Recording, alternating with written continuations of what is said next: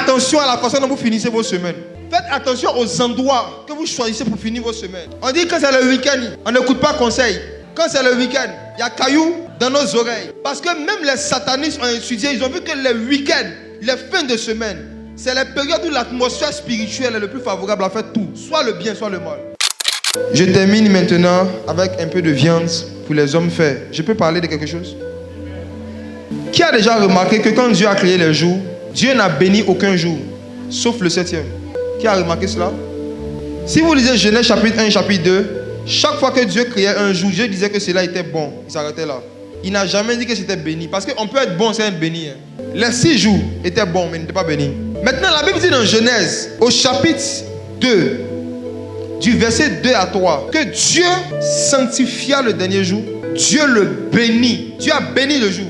Et puis il s'est reposé. Pourquoi? La réponse est dans Ecclésiaste chapitre 7, verset 8. Pourquoi il y a un seul jour qui a été béni sur 7? Mieux vaut la fin d'une chose que son commencement. Mieux vaut un esprit patient qu'un esprit hautain. Je regarde encore dans l'hébreu, je vois que patience est encore constant. Pour nous montrer la puissance de cette vertu et les bénédictions qui sont rattachées à la vertu qu'on appelle l'assiduité et la constance, Dieu fait plusieurs jours. Mais vous savez, celui qui est constant, c'est celui qui commence et qui termine. On voit la constance de quelqu'un ou l'assiduité de quelqu'un dans sa faculté à être là pendant longtemps, surtout jusqu'à la fin. Donc pour nous montrer que c'est la constance qui récompense, pour nous montrer que c'est l'assiduité qui récompense, pour nous montrer que c'est celui qui termine qui récompense, Dieu bénit le dernier jour. Parce que ce 7e jour était là au premier jour. Il était là au 2e jour. Il était là au 3e jour. Il était là au 5e jour. Ce 7e jour, ce n'est pas une heure, c'est une personne. Ce 7e jour, c'était Christ. Ce 7e jour, c'était Christ. Il était là depuis le commencement. Mais ce n'est pas au début que le Père l'a béni, c'est à la fin. Il devait être constant. Si vous lisez Proverbes, il dit, j'étais là dès le commencement de ses œuvres, dès le fondement de ses œuvres les plus anciennes. J'étais là lorsqu'il formait le globe de la terre. J'étais là lorsqu'il créait les anges. J'étais là lorsqu'il créait les arbres. J'étais là, j'étais là, j'étais là. Ce mot revient dans Proverbes chapitre 8. J'étais là.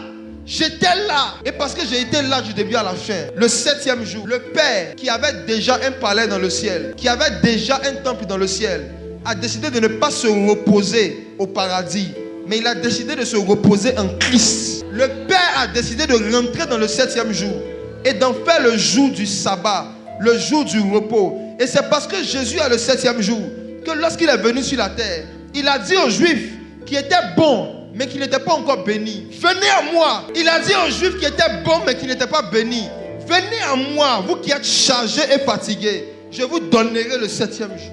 Venez à moi, vous qui êtes chargés et fatigués, je vous donnerai du repos. Le repos dont il parlait, ce n'est pas le sommeil. Quand les hommes veulent se reposer, ils dorment. Quand Dieu veut se reposer, il se réveille. Dieu ne sommeille ni ne dort.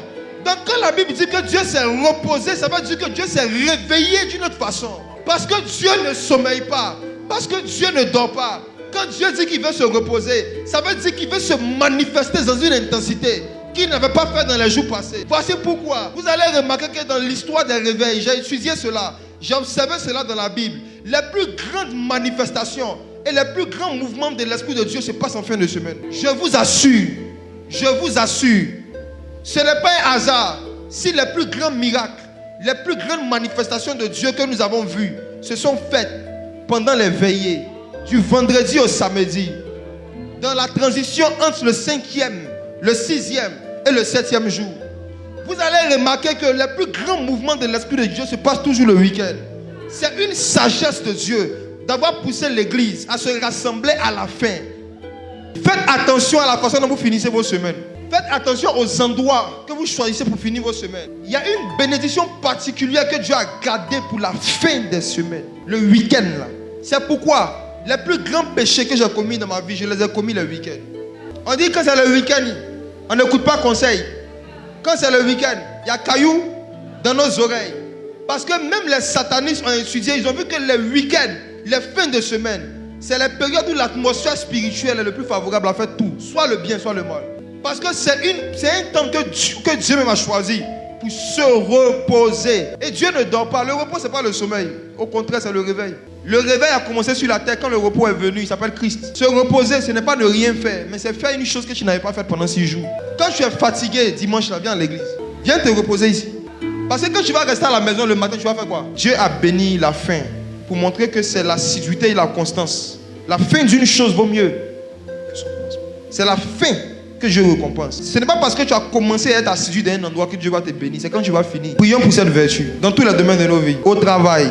Même vous qui avez vos business personnels, soyez constants. Quand vous commencez à travailler dessus sérieusement. Vous avez commencé à organiser votre entreprise. Organisez jusqu'au bout. Ne laissez pas des choses inachevées. C'est un caractère sur lequel Dieu ne peut pas se baser pour vous bénir. Tu as commencé à entreprendre quelque chose. Continue. Persévère. Dieu va te bénir la fin. Le 7e jour, à la fin, Dieu va te bénir. Continue. Si tu vois que ce que tu fais est bon, continue. Les difficultés, les épreuves ne doivent jamais être des arguments que tu tolères dans ton esprit quand tu veux être excellent. Je veux vraiment vous encourager ce matin à faire tous vos efforts pour rester assidu, constant dans ce que vous faites. C'est un caractère de Dieu. Si Dieu voit que vous êtes constant, s'il voit que vous êtes assidu, il va se reconnaître en vous et il va commencer à vous bénir le 7e jour. Toi, homme de Dieu qui a commencé une cellule, qui a mis une pause depuis un moment, reprends, continue, sois constant.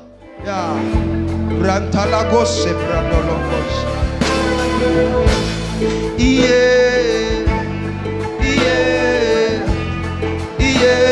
La gloire.